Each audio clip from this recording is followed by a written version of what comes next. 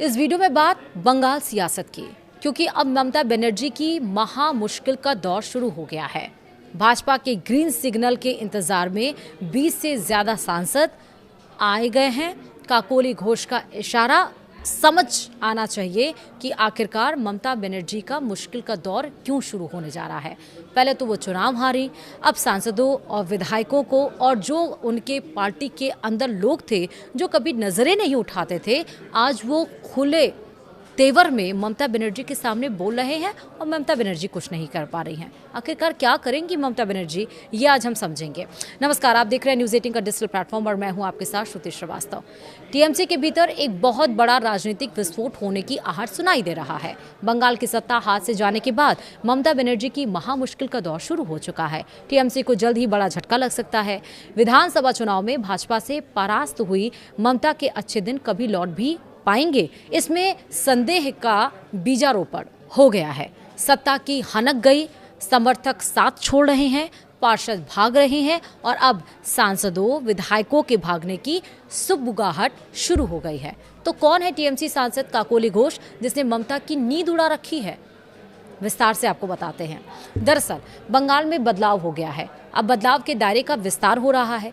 बंगाल में 206 सीटों के साथ भाजपा ने सरकार बना ली है। ममता बनर्जी की टीएमसी 80 पर ही अटक गई। ममता अब भी मानने को तैयार नहीं है कि उनकी हार स्वाभाविक है। यह 15 साल से जनता के भीतर पनप रहे असंतोष और आक्रोश की स्वाभाविक परिणति है। पर ममता टीएमसी की हार को भाजपा और चुनाव आयोग की साजिश मानती हैं। वे अपनी हार पर रोज ही विलाप के अंदाज में दोनों को खरी खोटी सुनाती हैं।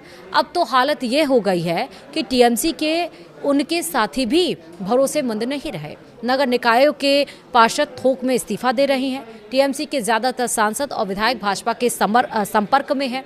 पार्टी की बैठकों कार्यक्रमों में उनकी गैर हाजिरी इसका संकेत है। ममता को भी अब लगने लगा है कि उनके लोग जानबूझकर दूरी बना रहे हैं। तभी तो उन्हें कहना पड़ रहा है कि जिन्हें जाना है वे चले जाएं। बचे कुचे लोगों से वे टीएमसी को पुनर्जीवित कर लेंगी। नई विधानसभा चुनाव में हार के बाद नगर पालिकाओं में टीएमसी पार्षदों के सामूहिक इस्तीफे का सिलसिला शुरू हो गया है। आधा दर्जन से अधिक नगर पालिकाओं में थोक के भाव टीएमसी पार्षदों के इस्तीफे हुए हैं। यह सिलसिला थमने का नाम नहीं ले रहा है।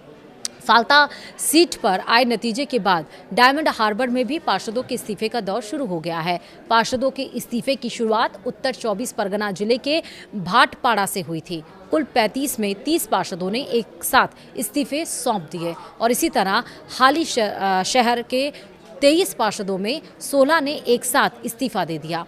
उत्तर बैरकपुर, गारूलिया और डायमंड हार्बर में इस्तीफों का सिलसिला जारी है। कई और नगर पालिकाओं और निगमों में भी टीएमसी पार्षदों ने इस्तीफे दिए हैं। कोलकाता नगर निगम में भी टीएमसी के पार्षद पाला बदलने को बेताब दिखते हैं। वहीं ममता बनर्जी ने विधानसभा चुनाव के नतीजे आने के बाद से अब तक जितनी बैठकें की हैं उनमें पार्टी के सभी विधायक नहीं शामिल हुए। शामिल ना होने की कोई वजह बताना भी विधायकों ने मुनासिब नहीं समझा। चूंकि बैठकें टीएमसी चीफ ममता ने बुलाई थी, इसलिए सबकी उपस्थिति जरूरी थी, खासकर तब जब पार्टी के सामने अस्तित्व का खतरा पैदा हो गया है। टीएमसी के सांसद भी ममता से दूरी बनाने लगे हैं। चुनाव परिणाम आने के बाद ममता की बुलाई पहली ही बैठक से 10 से 12 नवनिर्वाचित विधायक नदारद रहे। विरोध प्रदर्शनों में सभी विधायकों की भागीदारी ममता बनर्जी सुनिश्चित नहीं कर पाई। इतना ही नहीं, अब तो ममता बनर्जी और उनके भतीजे सांसद अभिषेक बनर्जी के नेतृत्व पर भी सांसद विधायक खुलकर सवाल उठाने लगे हैं। टीएमसी के सामने 2021 के बाद यह दूसरा बड़ा संकट है। कालीघाट में हुई समीक्षा बैठकों में कुणाल घोष, ऋतुव्रत बनर्जी जैसे वरिष्ठ विधायकों ने ममता बनर्जी और अभिषेक बनर्जी के फैसलों पर सीधे सवाल उठाए। विधायकों का मानना है कि बंद कमरों में रणनीति बनाने से पार्टी फिर से मजबूत नहीं होगी। इसके लिए कार्यकर्ताओं को सड़क पर उतरना होगा। बागी नेताओं का आरोप है कि बंद कमरे में आलाकमान द्वारा लिए गए फैसले जबरदस्ती नेताओं पर थोपे गए, जिससे जमीनी स्तर के नेताओं और पार्षदों ने पार्टी से दूरी बनाना शुरू कर दिया है।